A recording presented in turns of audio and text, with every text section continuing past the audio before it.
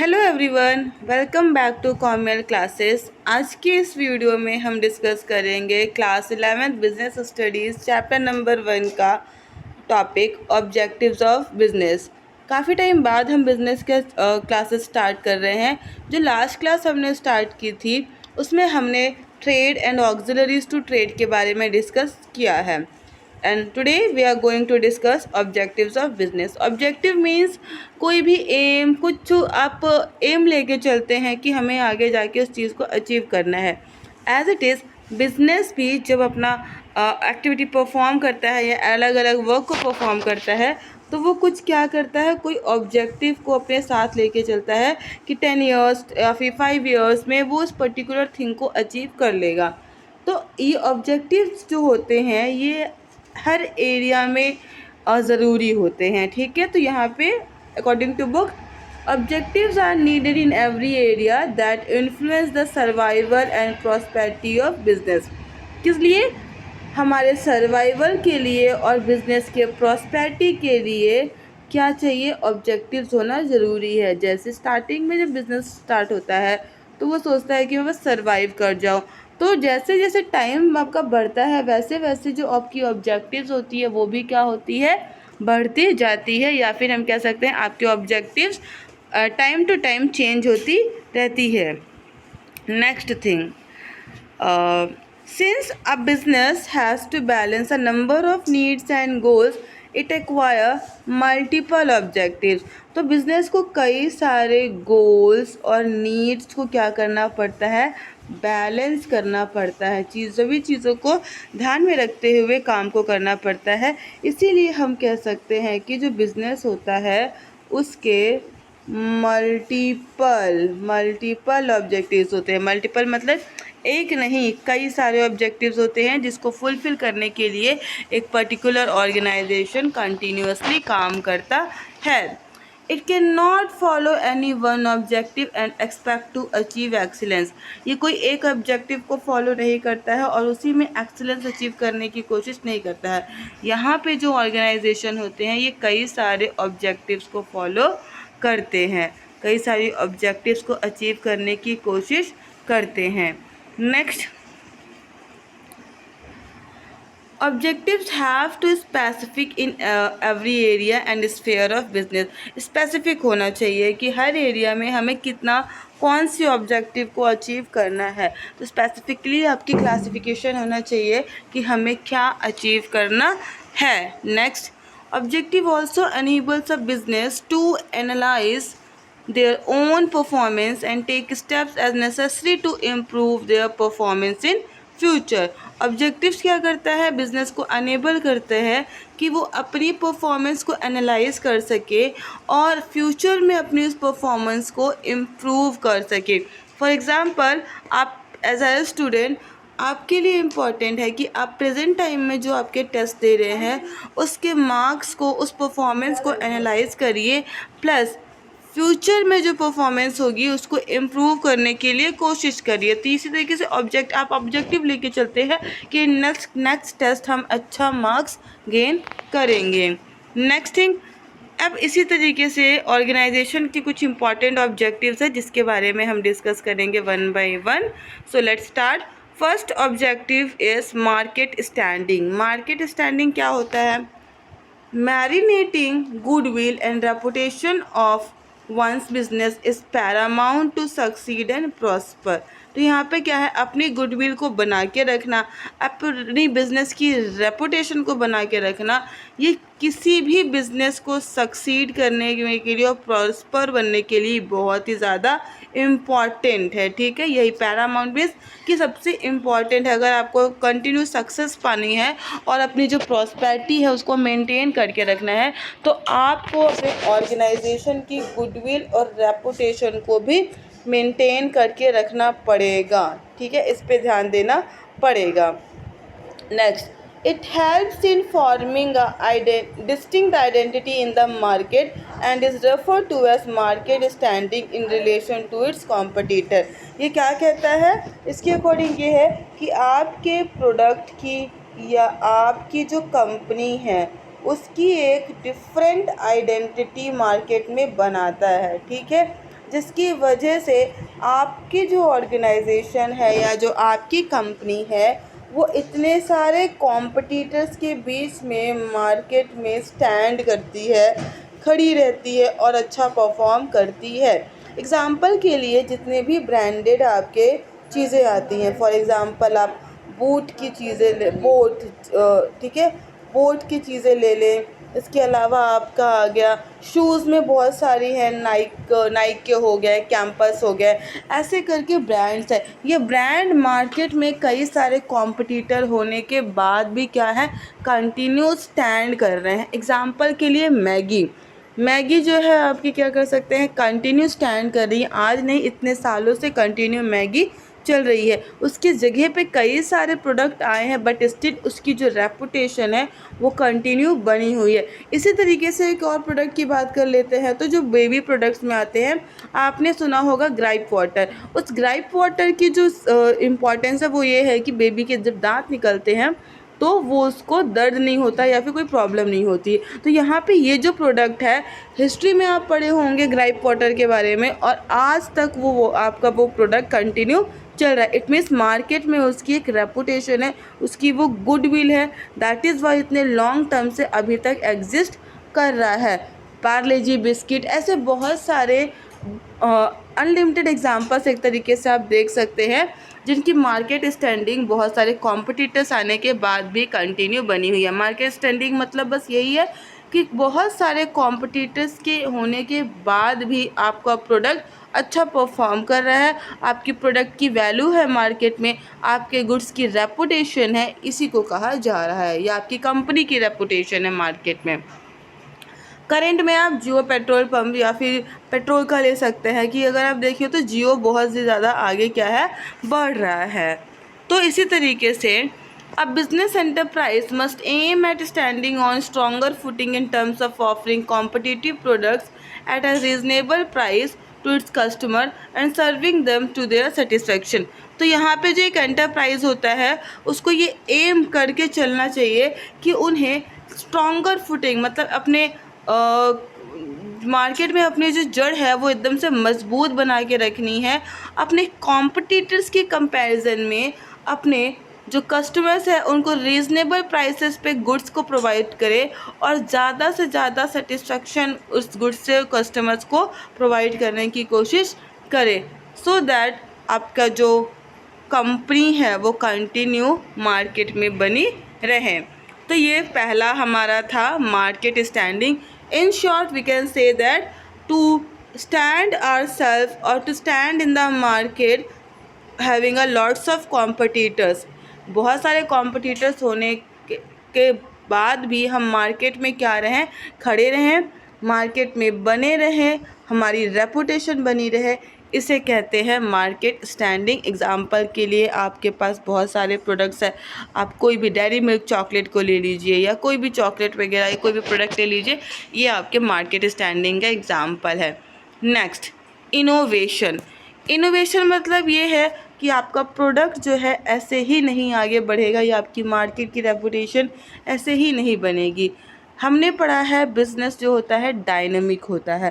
तो डायनेमिक मतलब जैसे जैसे चेंजेस आते हैं, एक एंटरप्राइज को भी कंपटीशन को और मार्केट को देखते हुए अपने प्रोडक्ट में कंटिन्यूअसली इनोवेशंस करने चाहिए, नए नए चीज़ों को ऐड करते रहना चाहिए, नए नए चेंजेस लाते रहना चाहिए। इससे आपके प्रोडक्ट की जो वैल्यू है वो मार्केट में इंक्रीज होती है। तो innovation is central to the growth of any business enterprise. It helps business to scale up and give competitive edge to the enterprise in the market. Innovation is defined as an introduction of new ideas, methods in the way of something is done or made. However, it does not imply that a new product to be manufactured any। तो यहाँ पे क्या है, innovation का क्या है, innovation आपके business की ग्रोथ का एक सेंट्रल आइडिया है। इसकी वजह से आपका जो बिज़नेस है अच्छा खासा ग्रो करता है, आपके बिज़नेस को स्केल मिलती है, आपके बिज़नेस को एक कॉम्पिटिटिव एज मिलती है, आप बाकी कॉम्पिटिटर के कंपैरिजन में अपने आप को अलग दिखाते हैं। तो ये क्या है आपका इनोवेशन है। इनोवेशन के एग्जाम्पल में आप ले सकते हैं मैगी का, फिर से हम एग्जांपल लेते हैं। मैगी कंटिन्यू अपने जो प्रोडक्ट है उसमें इनोवेशन करती है, जैसे मसाला टाइप का, या फिर उसमें कह सकते हैं आटा वाली मैगी। तो ये सब क्या है, आपके इनोवेशंस है। इसके अलावा मोबाइल फ़ोन्स इसका सबसे ज़्यादा एग्जांपल है। कंटिन्यू उसमें क्या होते हैं, टेक्नोलॉजिकल अपग्रेडेशंस होते हैं। फिर आपके जो और किसका एग्जांपल है, ग्लूकॉन डी। ग्लूकॉन डी आता है, उस ग्लूकॉन डी में उन्होंने कोई नया प्रोडक्ट नहीं बना, वो जो ग्लूकॉन डी ऑलरेडी आ रही है उसमें कई सारे फ्लेवर्स ऐड कर दिए। तो ये सब क्या है, कंटिन्यू अपने प्रोडक्ट में ये इनोवेशन करें। सबसे इम्पॉर्टेंट आप देख सकते हैं हार्पिक जो आता है, हार्पिक का जो साइज़ है या फिर उसका जो क्वालिटी है वो कंटिन्यू एडवर्टीजमेंट में आप देखते हैं वो हमेशा कुछ ना कुछ नया इनोवेशन करते हैं। And the next example is fair and lovely का आप ले सकते हैं। एक टाइम पे फेयर एंड लवली का एडवर्टीजमेंट सिर्फ गोरे होने के लिए था, लेकिन अब धीरे धीरे उस फेयर एंड लवली प्रोडक्ट में ही नई नई चीज़ें ऐड होती जा रही हैं। ये कहा जाता है कि आपको मेकअप की लगाने की ज़रूरत नहीं है, उसके कंपैरेटिवली आप क्या कर सकते हैं, सिर्फ फेयर एंड लवली यूज़ करके ही आप फुल मेकअप लुक पा सकते हैं। तो यहाँ पे जो ये ऑर्गेनाइजेशन है, इतने सारे जो ब्रांड्स अवेलेबल है, उन ब्रांड्स के बीच में अपने आप को अलग बता रही हैं और मार्केट में स्टैंड कर रही हैं। तो इसी को कहा जाता है प्रोडक्ट इनोवेशन, जिसमें आप प्रेजेंट प्रोडक्ट में थोड़े बहुत चेंजेस करते हुए क्या कर सकते हैं, अपने प्रोडक्ट को मार्केट में बनाए रख सकते हैं। आपको प्रोडक्ट को बदलने की ज़रूरत नहीं है, आपको उसी प्रोडक्ट में थोड़ी क्रिएटिविटी दिखाने की ज़रूरत है, जिससे वो बहुत ही ज़्यादा अच्छा दिखे। डेयरी मिल्क सिल्क आती है, बहुत सारे उसके एग्जाम्पल्स हैं। तो इस तरीके से आप कह सकते हैं कि कंपनीज़ अपने प्रोडक्ट में कंटिन्यूअसली इनोवेशन कर रही हैं। तो यहाँ पे भी यही कहा जा रहा है कि कोई आपको नया प्रोडक्ट बनाने की ज़रूरत नहीं है। इनोवेशन का मतलब है कि आप उसी प्रोडक्ट में कंटिन्यू कोई ना कोई न्यू एडिशन करते रहिए। Modification in the existing product to enhance its operation and also denotes innovativeness. ठीक है, तो यहाँ पे दो तरीके की इनोवेशंस होती हैं in every business, that is innovation in product or services, innovation in various skills and activities needed to supply product and services।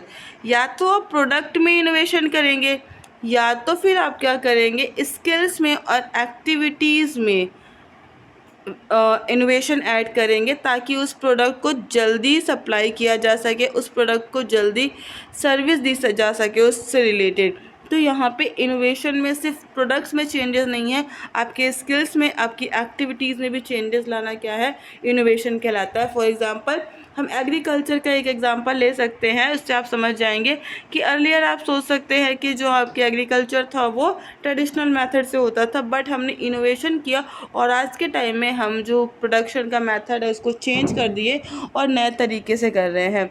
इसी तरीके से मेकअप प्रोडक्ट्स और ऐसे बहुत सारी इंडस्ट्रीज़ का आप देखते हैं जहाँ पे पहले वर्क ह्यूमंस को यूज़ करके किया जा रहा है, तो आज के टाइम में अधिकतर जो वर्क होता है वो मशीन से होता है। तो ये क्या कहलाता है, आपका इनोवेशन कहलाता है। तो प्रोडक्ट में इनोवेशन लाना, सर्विसेज में इनोवेशन लाना। पहले के टाइम की सर्विसेज की बात, जैसे टीचिंग सेक्टर आप देख लीजिए, टीचिंग सेक्टर में पहले का पढ़ाने का तरीका अलग था, अब क्या हो गया, पढ़ाने के तरीके में बदलाव आ गया। तो ये सर्विस में इनोवेशन आया है। कोई भी सर्विसेज हो उसमें क्या है, इनोवेशन आपको देखने को मिल रहा है। इसी तरीके से प्रोडक्ट में इनोवेशन के तो एग्जांपल मैंने आपको ऑलरेडी दे दिए हैं। नेक्स्ट आपको इस अकॉर्डिंग समझाया जा रहा है कि no business enterprise can flourish in a competitive world without innovation. बिना इनोवेशन किए आप इस कॉम्पिटिटिव वर्ल्ड में आगे बढ़ ही नहीं सकते हैं, आपका बिजनेस आगे ग्रो करेगा ही नहीं। दैट इज़ वाई इनोवेशन बहुत इम्पॉर्टेंट होता है किसी भी ऑर्गेनाइजेशन के लिए। तो सबसे पहले इम्पॉर्टेंट होता है, जब आप मार्केट में आएंगे तो आप सोचेंगे कि इस मार्केट में हम बने रहें, हमारी रेपुटेशन बन जाए, गुडविल बन जाए। आफ्टर दैट हम सोचेंगे कि ठीक है, अब मार्केट में तो बन गए हैं, हमें कंटिन्यू अपने प्रोडक्ट में थोड़ा डेवलपमेंट, थोड़ा इनोवेशन करना पड़ेगा, सो दैट मेरा जो प्रोडक्ट है वो बाकियों के प्रोडक्ट में ज़्यादा अच्छा रहे। Next productivity. ठीक है, productivity is ascertain by comparing the value of output with the value of input. यहाँ प्रोडक्टिविटी का मतलब होता है कि आप प्रोडक्टिविटी कैसे पता कर सकेंगे कि आपकी जो इनपुट आउटपुट आया है, उसकी वैल्यू क्या है, और आपने जो इनपुट लगाया है, ठीक है, रॉ मटेरियल्स वगैरह जो लगाए हैं उसकी वैल्यू क्या है, इसके बेसिस पे आप प्रोडक्टिविटी को असरटेन कर सकते हैं। It is use to measure efficiency, ठीक है, यहाँ पे क्या यूज़र करने के लिए यूज़ किया जाता है, efficiency. When you will be in class 12th you will know the exact meaning of efficiency.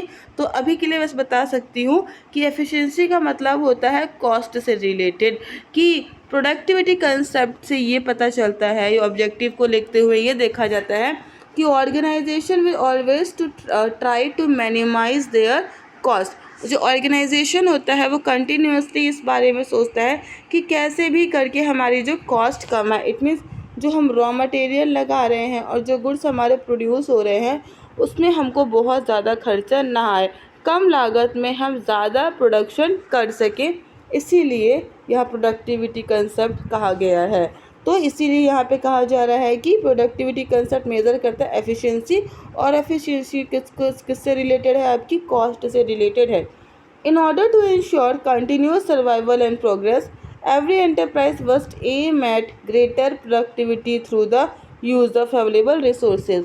तो अगर आपको कंटिन्यू सर्वाइव करना है, कंटिन्यू प्रोग्रेस करना है, तो हर ऑर्गेनाइजेशन चाहता है कि जो अवेलेबल रिसोर्सेज है, मान लीजिए 20 यूनिट्स कोई रॉ मटेरियल अवेलेबल है, उस 20 यूनिट्स रॉ मटेरियल को यूज़ करके हम क्या करें, कंटिन्यू लार्ज अमाउंट में चीज़ों को प्रोड्यूस कर सके। It means full utilization of resources हो, रिसोर्सेज बिल्कुल भी वेस्ट ना हो।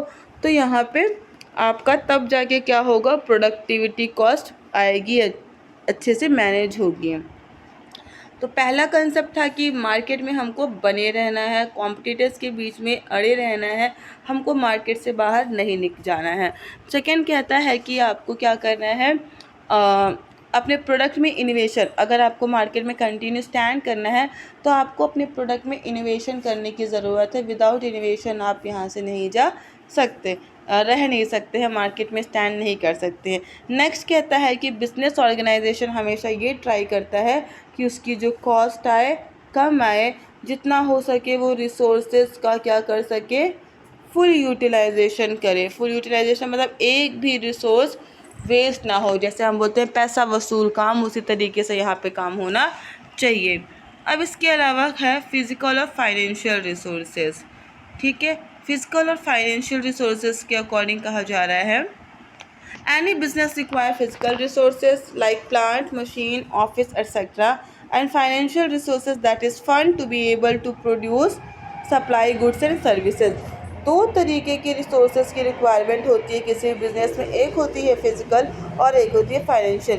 फिजिकल रिसोर्सेज में आपके सारे इक्विपमेंट्स आते हैं, मशीन्स हो गया, ठीक है, ऑफिस हो गया, प्लांट हो गया, ये सारे क्या है आपकी जो असेट्स कहलाती हैं, और जो आपकी टेंजिबल हैं, ठीक है, एक तरीके से, और जो आपकी फिक्स्ड असेट्स हैं हम कह सकते हैं, वो सारी असेट्स आपकी क्या आती है, फिजिकल रिसोर्सेज में आती हैं।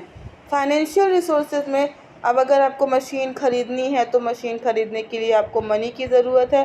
तो जो पैसा होता है बिज़नेस का, जो फाइनेंस होता है, वो भी एक रिसोर्स होता है, अब ब्लड होता है, इसके बिना आप फिज़िकल रिसोर्सेज को परचेज़ भी नहीं कर सकते हैं। तो इन सभी चीज़ों की हमारे बिज़नेस में रिक्वायरमेंट होती है, गुड्स इक्विपमेंट्स की और प्लस मनी की, फाइनेंस की। The business enterprise must aim at acquiring these resources according to their requirement and use them efficiently। अब मैनेजमेंट को क्या करना चाहिए, एक एंटरप्राइज को इन रिसोर्सेज को ऐसे एक्वायर करना चाहिए जितनी इनकी ज़रूरत हो। अननेसेसरी आपको कोई भी टूल्स, कोई भी इक्विपमेंट परचेज करने की ज़रूरत नहीं है। अननेसेसरी आपके यहाँ पे असेट्स को क्रिएट करने की ज़रूरत नहीं है। दूसरा, फाइनेंस को प्रॉपरली यूटिलाइज़ करना, प्रॉपर ये देखना कि फाइनेंस जो है आपके अच्छे से मैनेज हो, कोई भी फाइनेंस आपका वेस्ट ना हो। ये आपका physical and financial resources concept कहता है आपको इन सभी रिसोर्सेज को, चाहे वो फाइनेंशियल हो चाहे वो फिज़िकल हो, उन रिसोर्सेज को अच्छे से यूटिलाइज़ करना है। नेक्स्ट है, अब ऐसा तो नहीं है कि प्रोडक्ट हम बनाते रहें, मार्केट में अपनी रेपुटेशन भी बनी रहे और पैसा हमको नहीं मिले, नहीं। The ultimately and the foremost objective of business is to earn profit. सबसे पहले जब भी कोई भी ब्रांड बिजनेस स्टार्ट करता है तो वो मेन पर्पस लेके चलता है कि उसको प्रॉफिट अर्न हो, वो प्रॉफिट अर्न करने के लिए ही ये सारा काम कर रहे हैं।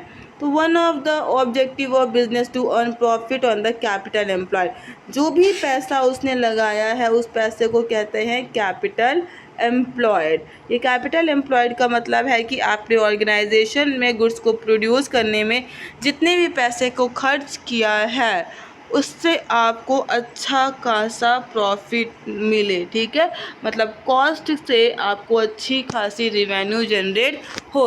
अब profitability refers to the profit in relation to the capital investment. आप प्रॉफिटेबिलिटी का मतलब होता है आपने जो भी कैपिटल इन्वेस्ट की है बिजनेस में उसके रिलेशन में जो आपको क्या है प्रॉफिट कितना मिल रहा है वही आपकी प्रॉफिटेबिलिटी कहलाती है।